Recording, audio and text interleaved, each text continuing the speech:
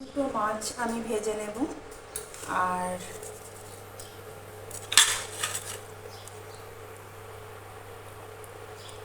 কড়াইয়ে তেলটা বসিয়ে দিয়েছি।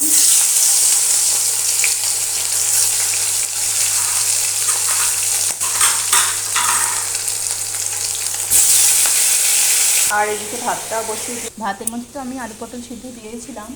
আর এখন আমি এই কুমড়োটা কাটবো, কেটে ভেজে নেব। কালো জিরে আর লঙ্কা দিয়ে কুমড়োটাকে ভাজবো। এর মধ্যে আমি আলুও দিয়েছি। আলু কুমড়োটা কাটা হয়ে গেলে এটাকে ভালো করে ধুয়ে নেব। আর মাছটা বেশ লাল লাল করে ভাজা হয়ে গেছে। এবার আমি মাছটাকে তুলে নেব, নিয়ে আলু কুমড়োটা কিন্তু ভেজে নেব।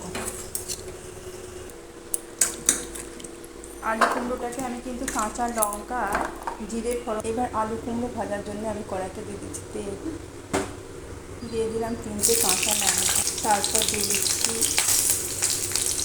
কালো জিরে আর লঙ্কাটা ভেজে নিয়ে তারপর আমি এর মধ্যে লবণ দিয়ে দেবো আর পরিমাণ মতো হলুদও এখানে দিয়ে দেবো।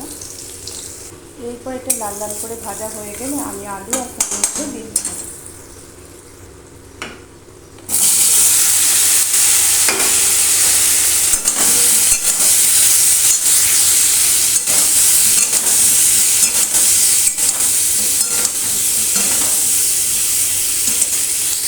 এবারে অল্প পরিমাণে একটু মিষ্টি দিয়ে দেবো।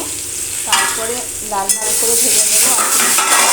সময় ধরে ঢেকে এটা একটু ঢেকে দেবো। এদিকে ভাতটাও হয়ে গেছে, আমি ভাতটা একটু বেড়ে নেব। মা তুমি চলে এসো। এবার আলু কুমড়ো ভাজাটাও হয়ে গেছে, এটা তুলে নেব।